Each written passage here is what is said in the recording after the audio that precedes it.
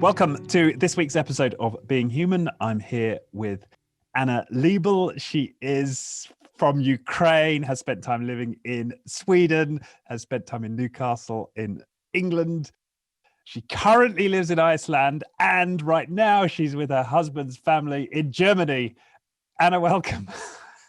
Thank you, Richard. Yes, here I am with all my confusing geography. Wow, you are a true European. I think we can say that. Yeah. So, yes, a warm welcome to the show. And your PR person reached out to me on LinkedIn. I looked at your profile and then and I'm going to read this phrase, which is at the top of your website. I help leaders reclaim their genius zone by eliminating reactivity, transforming their leadership and becoming catalysts of a thriving company culture. And the phrase that stuck out for me is this genius zone idea, because I've always had in my head this, we had somebody on the show talk at length about Leonardo da Vinci, and I don't know, I think of Mozart, I think of Einstein. I have this idea of who a genius is, and they're a lot further up the IQ scale than certainly I am, and I'm sort of like intrigued. Can really anybody be a genius? So yeah, explain what you mean by genius zone.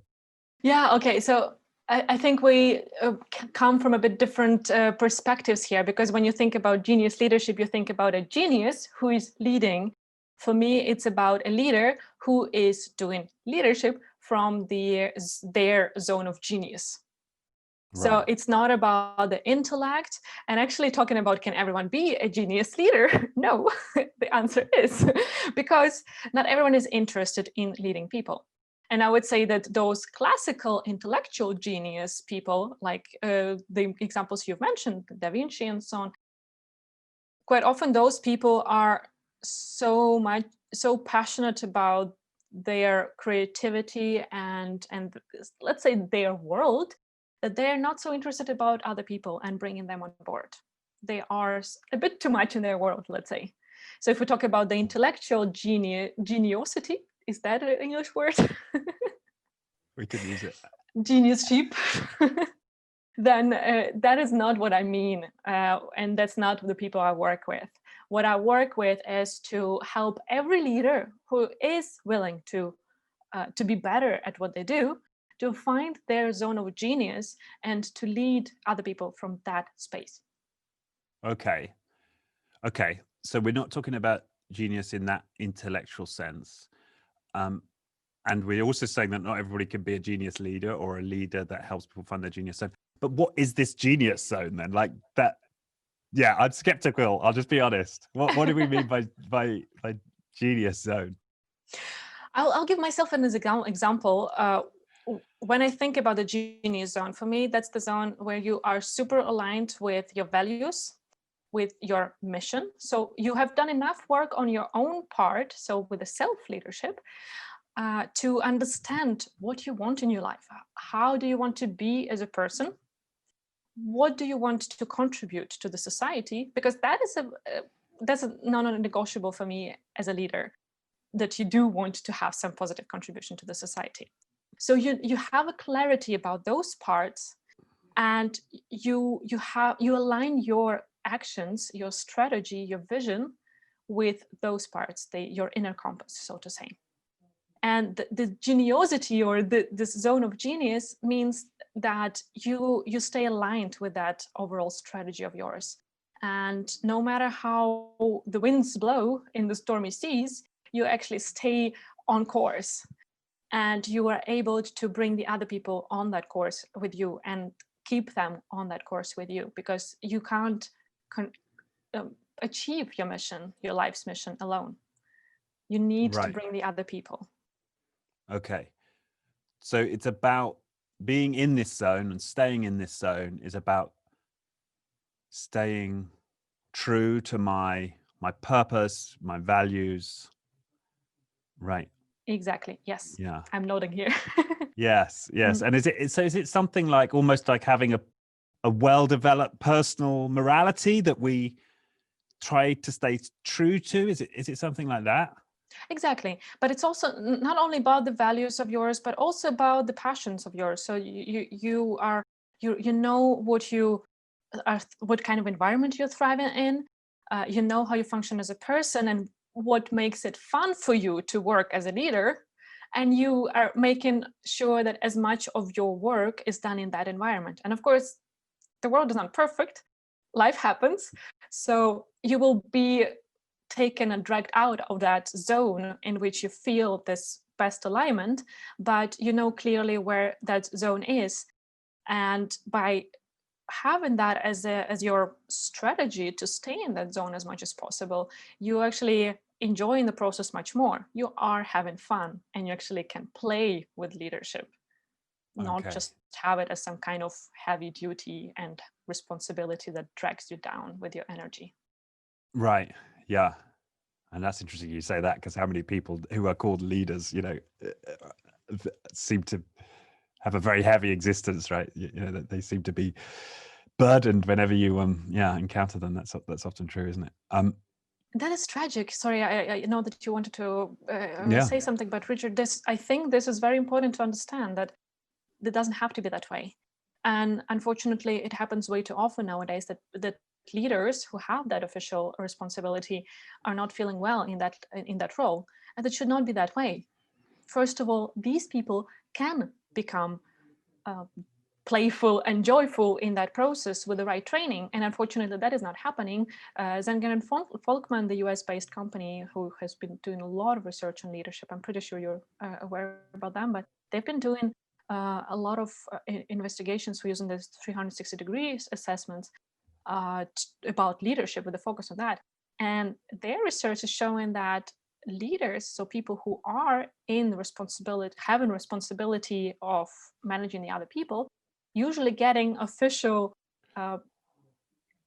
training on how to be better leaders more than a decade after they have gotten into those roles. I mean, imagine Right. that you become a doctor and 13 years later, they're like, oh yeah, and by the way, here's the anatomy book. And Right. let's practice a bit. That doesn't happen in those kind of professions, but somehow with the leadership, we think if someone is a good engineer, the best engineer on the team, they should lead the other engineers. Right. And there the organizations are making two mistakes. First of all, they're not asking people whether they're interested in leading the others. Sometimes people are assigned into those roles. And there we're talking about those people who are never interested in that. They will never become good leaders and they will suffer. You take the genius, the intellectual genius who loves solving technical problems, and you put them to solve people problems instead, and taking them away from the technical issues at all. How smart is that of the organization? It's a lose, lose, lose. And the same as well, even those people who are interested in leading the others, they don't get the official training. They don't get the support from the organization to keep improving in that. Yeah. No, yeah, that doesn't surprise me at all, that statistic. And we're in the business often of selling leadership programs, coaching programs, leadership development.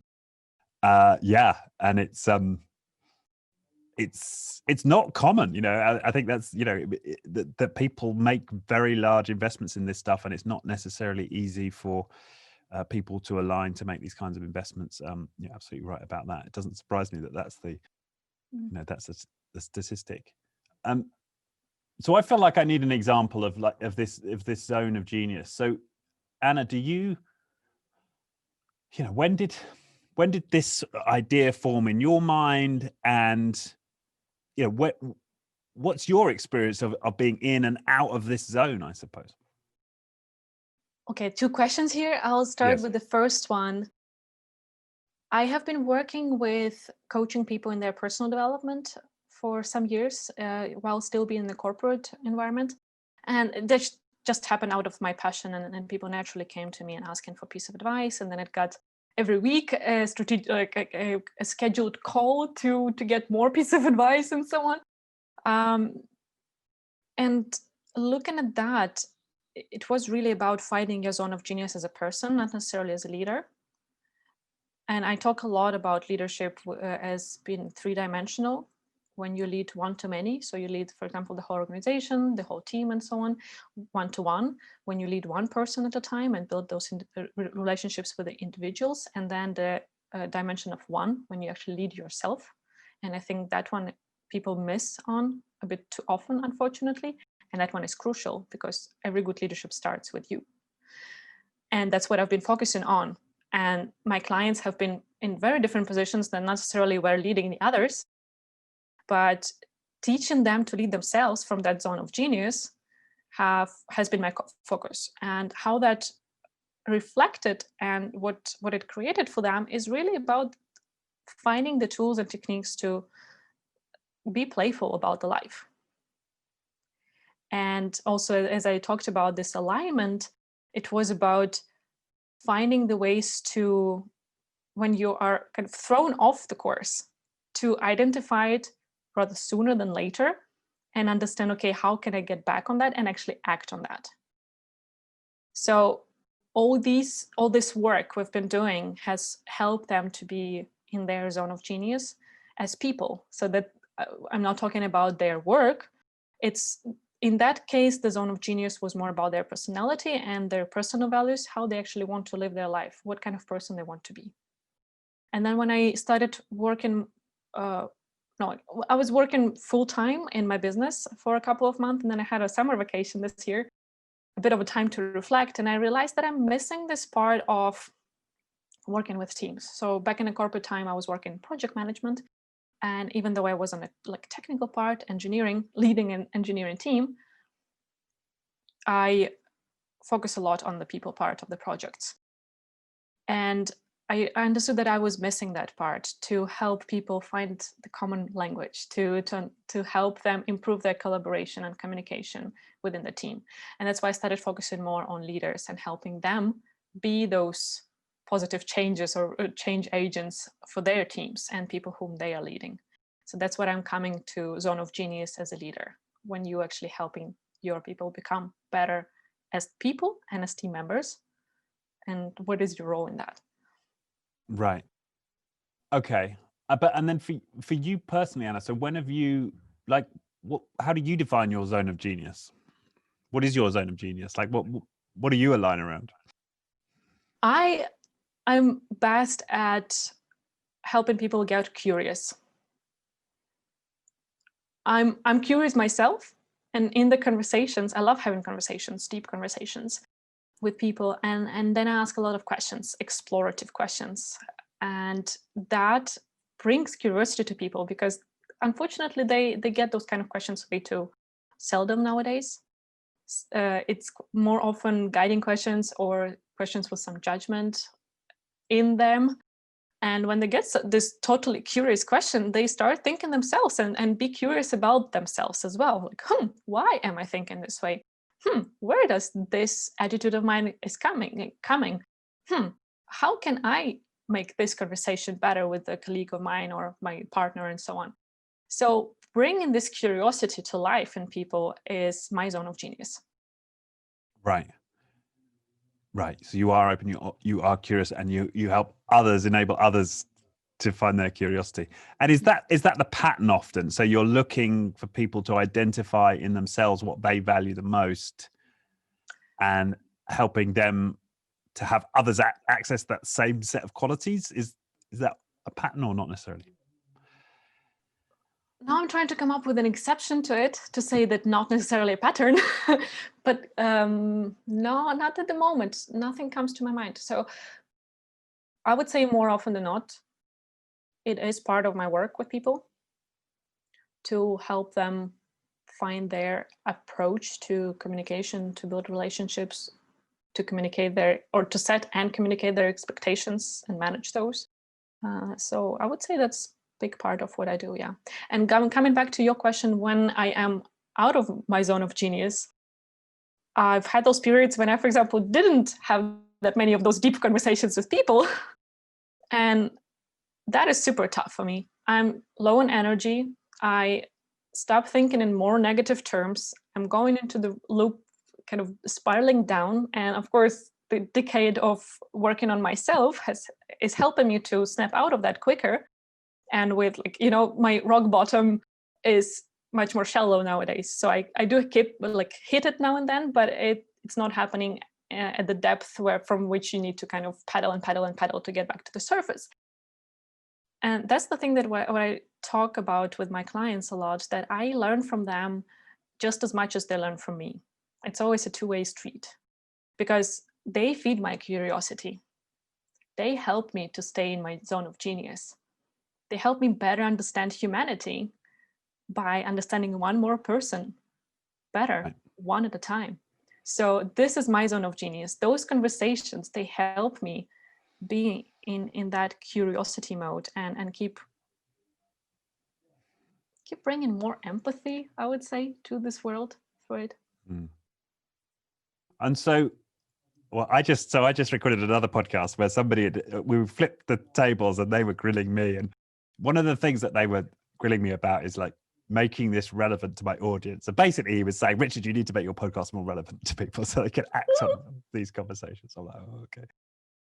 So in that spirit, Jan, if you're listening, what is your practical advice for people who find themselves out of their genius zone, out of, I suppose, the energized state you might, and what can they do to help themselves get back to it? So one of the exercises that every client of mine is getting is the daily reflection in a structured way. So the first session that we go through, they get a homework of going and buying a notebook, unless they have one empty at home, and start answering 3 questions every single evening. And the questions are, what have I done well today? Or you can say, what am I proud of today? What am I grateful for? And what do I need help with? And it's fascinating to see who struggles with what, because it's not the same. Some people are struggling a lot with what I've done well today. And that's usually grounded in strong self-confidence and weak self-esteem. So they don't feel like they are good enough, and that kind of reflects in this question and struggling to find that. Some people have been brought up that that it's weak to ask for help. You need to manage everything yourself, and that question is difficult for them. Some people are in a very negative space and they don't see anything positive at the moment. So far, I actually didn't have those clients. But some people I know are struggling with being grateful and showing gratitude for what they have in life, and they focus on what they don't have. So this is one of those things that people can start with just tonight after listening to this show.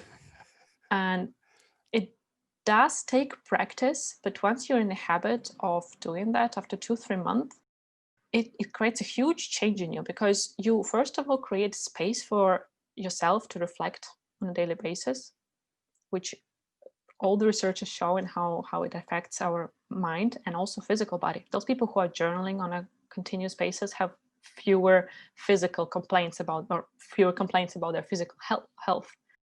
So it even is reflected that way. I didn't know. Yeah. Maybe it makes complete sense, because I've had a journaling practice for like well over a decade. That's interesting. So, you've had. So are you still journaling?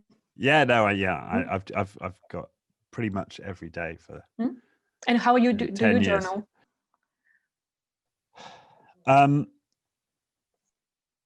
Yeah. So how do I journal? But first of all, I will answer that question. I just want to acknowledge that. So that's and just to recap for people. So that's really powerful. So it's what did I do well today? Like, what am I proud of? What am I grateful for? And what do I need help with? Yes. Yeah. And I promise I will come back to the question of what will you journal. But okay. I just wanted to briefly, and why particularly those questions in relation to staying in your zone of genius? So I will say that I've had very different questions throughout the last, I started journaling in 2014 or end of 13, actually, end of 13. And it's been on and off sometimes, and it's been different in different phases of my life or of my personal development journey. So at some point I would actually have 10 points to write down instead of 3. And normally these 3 questions are actually part of a 4-question block. And the 4th question, which I write, the first one, is what I did less well today and what is my learning from that. And I know that at the moment I have quite a tough period in my life. And I know that inner critic is more awake. And to not feed that inner critic, I switched off that question since September, maybe October. So I'm not doing that because I know that if I open up that, there will be a Pandora's box and the inner critic will be like, rah, rah, rah, rah, rah. I don't need that. I need to keep going and staying on track, and I need to get energy from this. So I know that, okay, once I will be like through this tough period in my life, then I will go back to that question because there is a lot of development lying in there. And sometimes I had a question of what I'm grateful for in other people's lives, for example. Oh, fascinating. Yeah, that's interesting. What am I grateful And that's for others' basically lives? and there I would need to really think about several, I think it was up till 5 things that I needed to write in that question.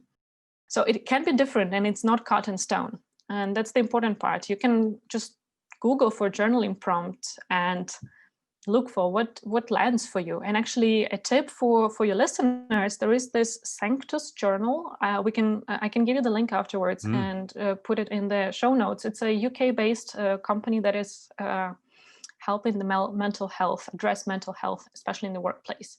And part of their work is actually a free community where every day you can log in, and I think they use this type form, and you answer journaling prompts, and they have new prompts every single day.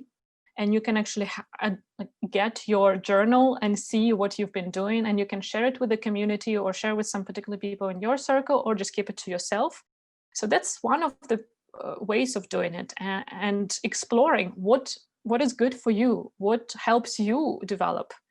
And just to answer that, there is no kind of, I'm not saying that these 3 particular questions that I'm answering for myself at the moment are the ones and only that can help you in your personal development. But the effect is coming from really giving yourself space to reflect, to learn, to feel. And feeling is something that we actually numb quite a lot nowadays. We just run, we achieve, we perform, and we don't sit down and feel like, okay, how does this performance actually make me feel? Am I performing in the right area?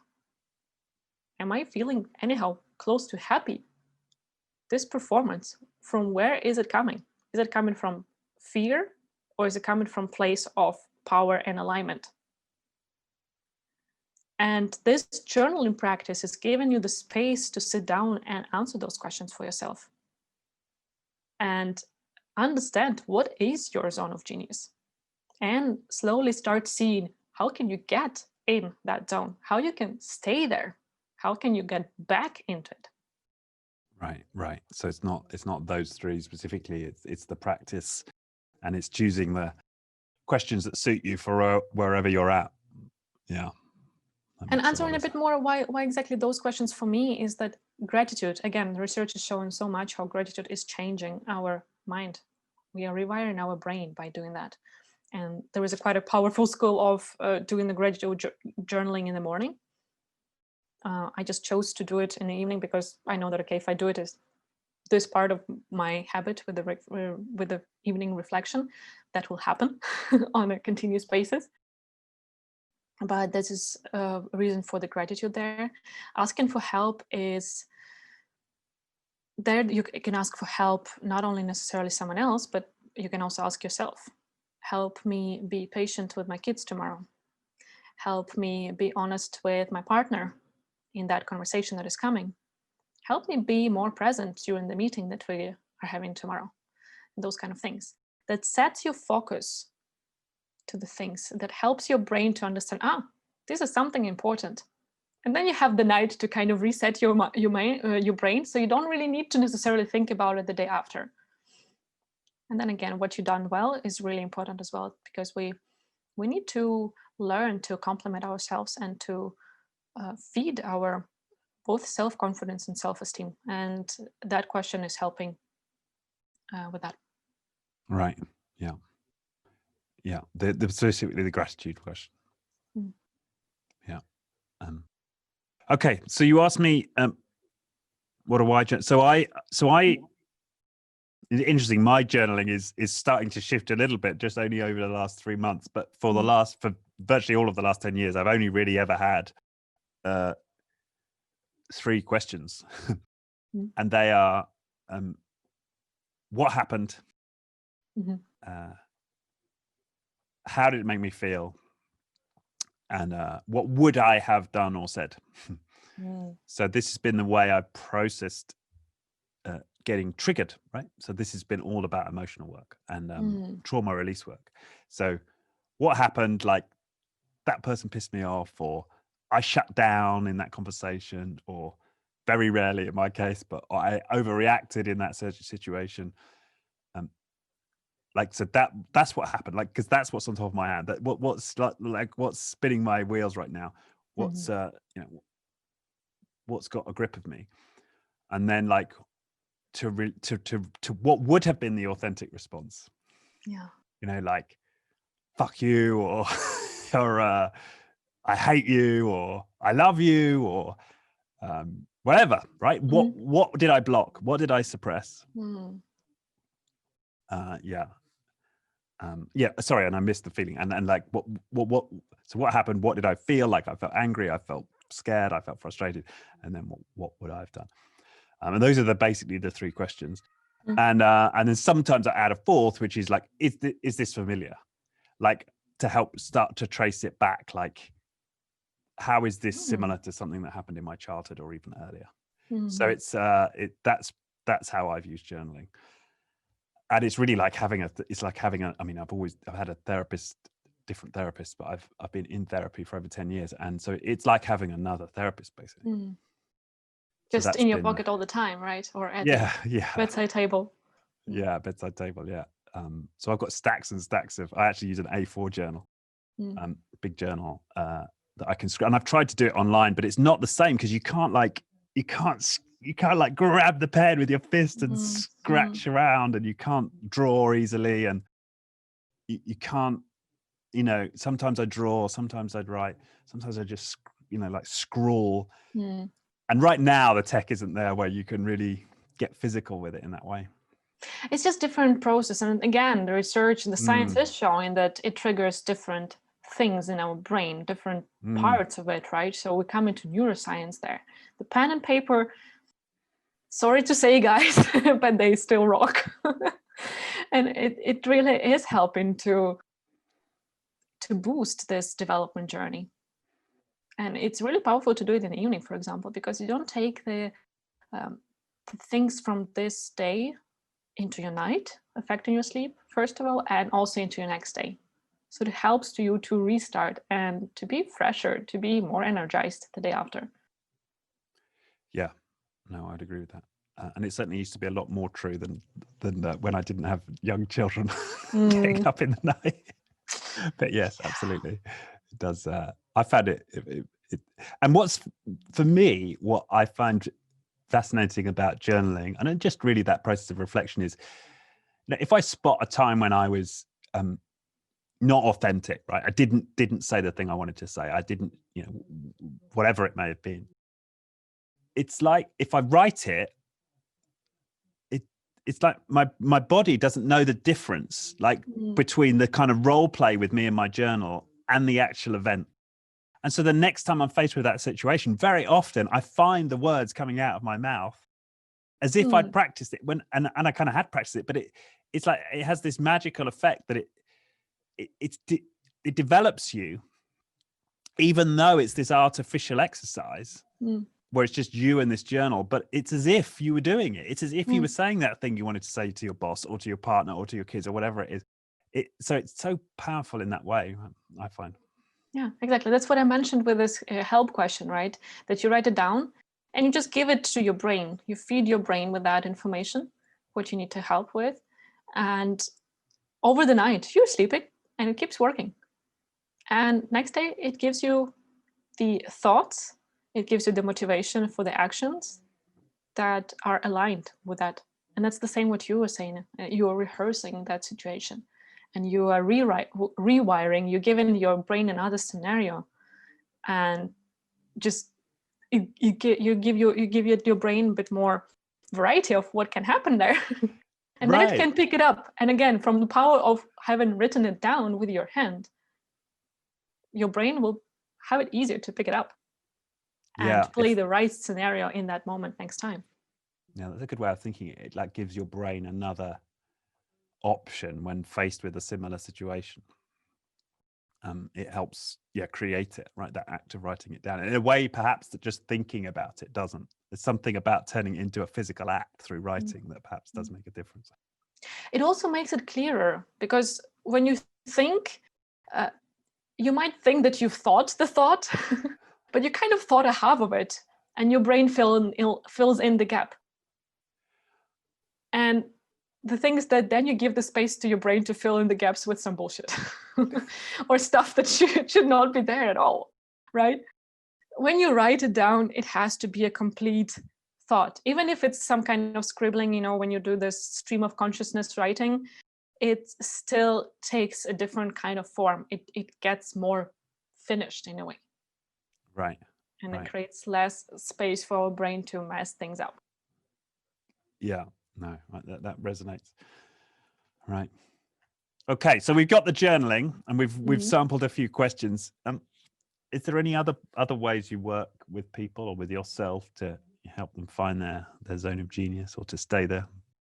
What we do quite often as well is the value exercise, when I ask my clients to write down 3 values that would describe them as a person. And it's quite difficult to bring it down to 3 that would describe you as full as possible, but it's possible. So what I usually suggest, you scribble whatever you can on the paper, and it can be qualities like, I don't know, honest, authentic, responsible, whatever. You just write it all down. When you get stuck, you open Google or Best Friend and say qualities or characteristics of a person.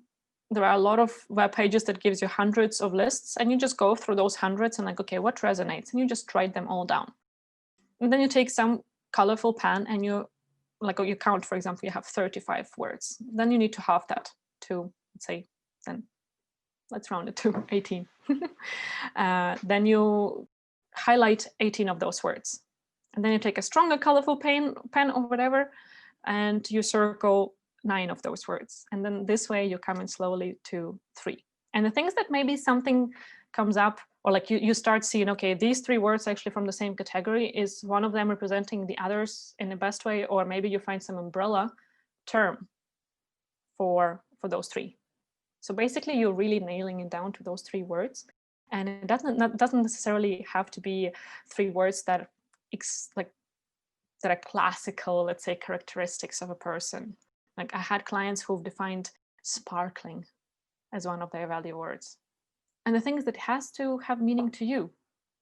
And one of my words, for example, is beautiful. And it's not about, perfect body. For me, it's about this moment when I come to the mirror and I see myself and I'm like, oh my God, why did you even get out of bed?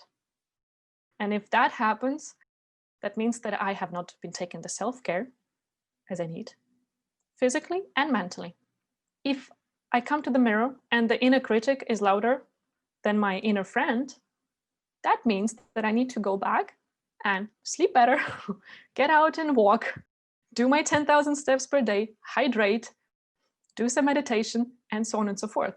So for me, this beautiful is really about, okay, what do I see in the reflection? If I see something, like I see myself in the mirror and I smile, that means that I am on track. I'm following my values and I'm living as I preach about taking yourself first. Putting yourself first and having the self-care as the best way of helping the others around you. So when you nail that down to 3 words of like your value words, make reminders. And that can be that you create 3 alarms on your phone that beep 3 times a day with those words. Or it can be posted at your desk, on your fridge. I don't know, whatever you come up with. You ask your kid to draw those or to paint those 3 words with colors, and you put it at your desk or anything. That just be creative there and think what would be fun for you and what you would pay attention to. And whenever your eyes get onto those 3 words, just take 2 moments and think about it like, am I feeling like I'm living this in what I'm doing at the moment? So this is, again, one of those things that, first of all, to get to those 3 words, you do a lot of work to identify what is your zone of genius, what is your purpose, what's your mission. And then also those reminders help you to stay aligned with that on a daily. Right. And presumably, a bit like the questions, they can shift over time, can they? Absolutely. And actually, after you've done this for a while, you can actually identify several 3s. For example, 3 for you as a retreat professional person, 3 as a father, and 3 as a partner, for example. But in the beginning, I try to really keep people to 3 as a general person, like person in general, because otherwise we just get confused. Like we are confused in our brain. And the important part is really to get it into the habit. But yes, absolutely, it can evolve, it can change, and it can also be different depending on which role you are in at the moment. Yeah. It reminds me a bit of I don't know if you're aware of it, the Benjamin Franklin technique. Have you heard of that? Where he chooses 13 virtues. Uh-huh. And for each 4 weeks of a year, so he splits the year down to 4-week chunks, 13 4-week chunks, you choose a virtue to focus on. And like every day, your mission is to practice that virtue. And then you move on to the next virtue. And I thought it resonates with me, that similar idea. Yeah, absolutely. That makes sense. That brings you to practice it, to get in the reps, to really build the muscle so that it becomes automatic habit. And that's what personal development is about, to help yourself to make it as easy as possible to stay in your zone of genius. Mm-hmm. Wonderful. Well, I feel like we've had a tour, hopefully practical tour for those who are thirsty for that stuff, of what it means to get into your zone of genius, to stay in your zone of genius. Is there anything else we've missed here? I suppose we've focused a lot on the individual practices, the one, right? The one. Is there anything to say about that one-to-one or one-to-many? Is there something we extend here when we're in the leadership role and we're looking to influence others? That would be a whole different conversation. But I think what is important in any of those 3 dimensions is to ask for help. Quite a lot of leaders are feeling very lonely in their journey. They feel like they're thrown out there and they have to swim to the shore alone. And as I said, companies unfortunately don't have a good system often to support the leaders, to create the environment for them to keep developing, to ask the questions, to get the answers. So seek mentors or invest in coaches or therapists if that is what you feel like you need more. You need to get support. Get into the networks of managers. Do whatever feels good for you, but you don't have to be alone in that. And it's such a burden to do this work unsupported. So that's super important to really feel like find your way of being brave and vulnerable. So being brave to be vulnerable, because that is the way of handling those things that will come your way as a leader. Right. Well, and actually that links to the question, right, that you mentioned, what help do I need? That will give you the cue to go. Absolutely. Go seek that. That makes a lot of sense. Yeah. No, that's wonderful. Well, Anna, thank you. It's been a enlightening conversation. I've really enjoyed it. Thank you so much, Richard. I hope you're less skeptical about the zone of genius after this. You've been sparkling. For those who can't see it, Anna's wearing a beautiful. What's the stone that's around your neck? No, it's not the stone. It's those I don't know, paillettes. How do you call them? Anyways, that's something that people usually have on their New Year dresses and things like that. Those. All right. Like fish things. Fish. Now I'm missing English terms for the things I'm wearing. In Ukrainian, tell us in Ukrainian. Palietki. Palietki. Okay. Well, Anna's wearing palietki for those who understand Ukrainian. And very sparkling it is. Sorry? Or Russian. It's actually more Russian word that came to my mind. Oh, okay. Interesting. My God. How many languages do you speak again? Did we ascertain last time? So 4 languages fluently, 3 on different conversations levels. On my bucket list, I don't ask me why, but I have speaking fluently 9 languages, so I still have some way to go. That's a lot of post-its around the house. Oh yeah.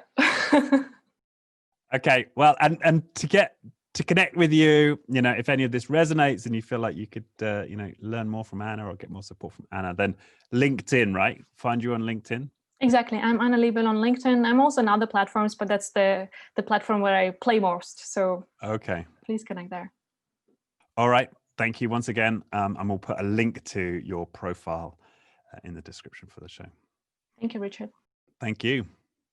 Okay, so we're going to include an addendum on this podcast. So Anna and I were just sharing after I pressed the stop button on the recording about where Anna's journaling practice starts. And it's such a powerful story. I wanted to get it recorded here. So yeah, Anna, tell us where the journaling started for you. Yeah, Richard. It started from the political events in my home country, Ukraine, in 2013, end of 13, beginning of 14. So people might need to Google what was happening, but it's called Euromaidan. So it started with a revolution when Ukrainians were protesting against the decisions or the decisions that our president at that moment, Yanukovych, was taking, as in collaboration between Ukraine and the European Union versus Ukraine and Russia. And he stopped, or he kind of put a handbrake on the agreement that we were about to sign, economic agreement with the EU, sorry. And when he did that, people started protesting peacefully in Kiev, in the capital. And I am from there, but at that moment I was living in Sweden. Quite a comfortable, good life. And when things started escalating, at some point, military forces were beating up people, and they were escaping on the streets in the night. And then it started getting more. So, of course, the government hoped the protests would die out after the beating up, but what happened was vice versa. Many more people came to the streets the day after, and it just started growing, and it was still peaceful up until some point. So at some point in January, it was Molotovs flying on the streets, tires burned, and things were not pretty. And the thing is that I felt super, what would I say? I felt ashamed that I was sitting at home in Sweden watching news, waiting to see blood on the faces of people I know, and seeing their names among the victims, people who have stayed in my home country to keep building it and developing it, while I left out of curiosity. I wanted to study somewhere abroad, and then I just stayed because I fell in love with the Swedish city where I was living. So I didn't escape from Ukraine, but at the same time, I felt bad that I didn't stay to keep building my country. And your mother and your father and your sister are still in Exactly, Kiev. they're still in Kiev. So this is where the protests are happening. This is where you grew up. They're living there. You'd been at university there. Some of your friends were in the protests. And you're living in Sweden, far removed from it all. Exactly. Yeah. So at some point I was considering going home to be on the streets. And I was stopped by my boyfriend then, my now husband. He was like, what's the point? What will you contribute with? And I understood that maybe nothing, but I can contribute with something here in Sweden. Because colleagues were coming to me, those who knew that I'm from Ukraine, they were coming to me like, hey, Anna, what's going on? And I saw that as a possibility for me to contribute with bringing some more information, because people always heard about Ukraine as part of Russia, some kind of that fallen off or some appendix or whatever. And we have so much more than that going on a cultural level, on a historical level, and so on. And I saw that finally people were curious about that, and I could be the channel, the informational channel for them to get some more context, to get some better understanding. So I started acting on that. I organized some demonstrations in Gothenburg, where I lived, and then I also did some informational meetings at work where people could just grab their lunch and come, and while eating I could answer their questions.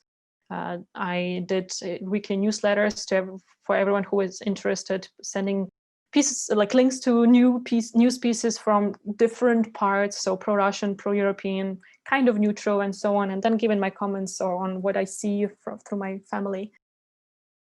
So I was acting that way, and that's the thing that exactly is when I started journaling more continuously. I just needed to get those emotions out of me. And I didn't realize the connection between that and my zone of genius and my way of staying in there until one of my colleagues, quite recently, maybe two and a half years ago, she asked me, like, Anna, how do you manage all those things? Where do you find the energy in doing those projects? Because I was organizing exchange programs for Ukrainian journalists to come to Sweden, and then Ukrainian film festivals and those kind of things. And I had to think about, where does it actually come from? Because I when I was growing up, when I was in the university, I wasn't active social, like contributing to the society. So it came from somewhere later. And when I realized this connection to that moment of trying to be a part of the revolution and part of the good part and positive part of that, when it hit me, it was a very powerful moment when I realized, like, this, you can find the power, you can find the energy, the constructive way of getting it out into the world and actually making it better, even from the worst and the darkest feelings of yours. And journaling was a big help for me to turn that depression and those dark feelings into something constructive. Right. And there may be people wondering, like, did you lose any friends? I didn't lose any friends, thanks God. One of my classmates or university group mates lost his younger brother, and I knew that brother. We didn't hang out much together, but we hiked in the Carpathian Mountains in Ukraine once together, for example. And yeah, at that moment I was 2014. 25, and that guy was a younger brother, so he was younger than 25. I do have people who have been in the war zone in eastern Ukraine. They, thanks God, all came back, and they're doing great things now with social entrepreneurship and promoting Ukraine abroad as well. Mm. And your sister and your parents are still in They're Kiev? still in Kiev, yes. And Kiev is a safe place war-wise, because war is unfortunately still going on. It's not talked about on the news, but it's still there. And that's happening where? Where's the? It's eastern Ukraine, so 2 regions of Ukraine that are closest to Russia. Right. And what's the power play there? Like, what's the nature of that war? I'm not a political scientist to discuss that, and honestly, I'm trying to stay away from that because I will never know the truth. It's, again, some part of my personal development journey, focusing on your circle of influence, as Stephen Covey has taught us. That is not in my power of influence. What I can influence is, for example, give chances to Ukrainian youth to come to Sweden and see best practices of journalism when it comes to gender questions. That's what I did because I could. I can't solve that, and I don't want to manipulate or like misinform people. I'm not the best one to ask about those things, and yeah. Right. Yeah. So it sounds like it continues to be a source of, energy, I suppose. I don't want to say inspiration, feels like the wrong word, but yeah, definitely energy comes from there a lot.